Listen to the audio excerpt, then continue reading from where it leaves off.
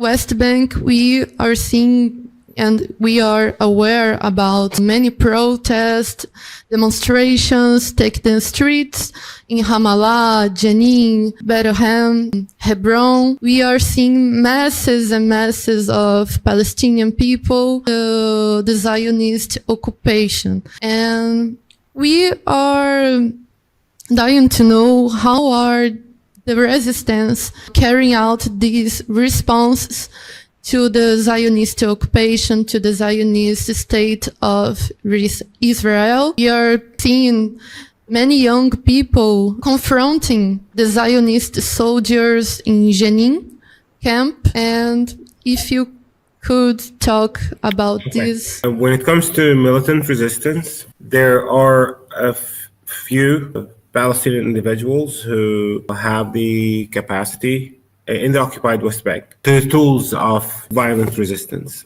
Because like the situation in the occupied West Bank is like any kind of resistance to the Israeli oppressor violates the rules made up by the Palestinian Authority in Ramallah. So if you are a Palestinian who wants to join militant resistance to Israeli oppression, then the first obstacle you have to be concerned about is the Palestinian Authority, because the Palestinian Authority exists in order to maintain stability under oppression. It also exists in order to rule Palestinians under oppression, even though like they are Palestinians, of course. The witnessing the genocide going on in Gaza, like literally put us back in a point where like the only way like to deal with this oppressor is through violence, because non-violence doesn't work with them. They bully non-violent activists and so on.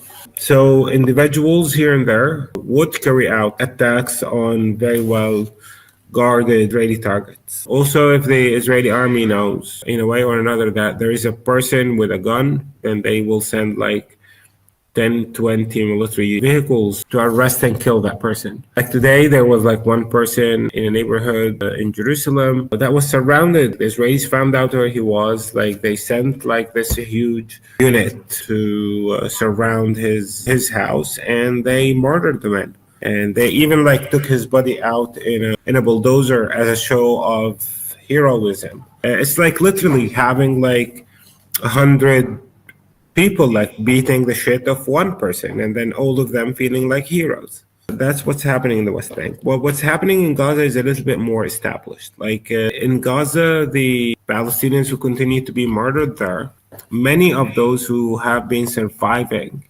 Israeli criminal behavior towards Gaza over the past 70 plus years, they know that we're dealing with a savage, merciless, racist regime, and we need to figure out ways to hurt this savage regime. How to hurt them? Biggest thing the Israelis brag about is their army. So you hurt them by destroying their army vehicles and by attacking their army and so on and so forth. On the other side, what the state of Israel have perfected over the past like 70 plus years is massacring Palestinian civilians. Like our history is full of blood on the hands of Israeli criminals. From December of 1947, from even 6 months before the State of Israel was established in Palestine, we had some of those savages that the British called terrorists at the time. Some of those savages like were massacring Palestinians right, left, and center. So what the State of Israel have excelled in is murdering Palestinian civilians, Palestinian survivors of Israeli oppression. That's what they were excelled in. With a very limited resources, with a siege that was carried out upon the Palestinians in Gaza over the past 17 years, like control of everything on the land and above the land, but not below the land. You have Palestinians who are willing to carry the weapon and sacrifice their life for the freedom of Palestinians from the apartheid regime. They operate more like the ANC. Now, the thing that has turned to be like a problem for the white man or for the Western world or for whatever is like, how are those Palestinians like a military resistance or a militant resistance that could stand against the largest army in the region? We're not talking about Ukraine here. Like we are talking about a concentration camp that has been operating for the past 75 years. What do you expect from a concentration camp? Tools of resistance that are very, very, very basic and primitive. Not tools of resistance that are going to destroy a $9 million tank or $13 million military carrier. On a military level, the state of Israel is not able to defeat the military wing of the Islamic resistance movement.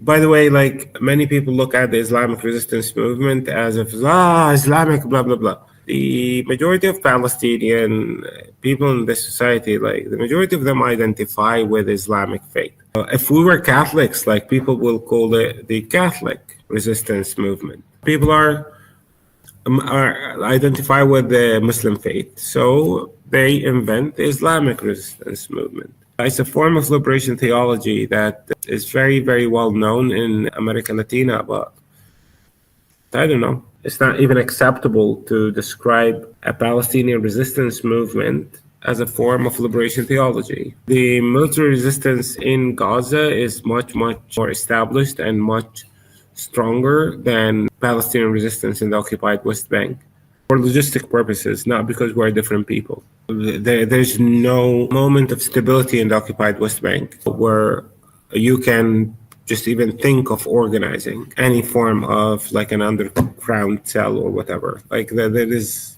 is kind of impossible in the occupied West Bank.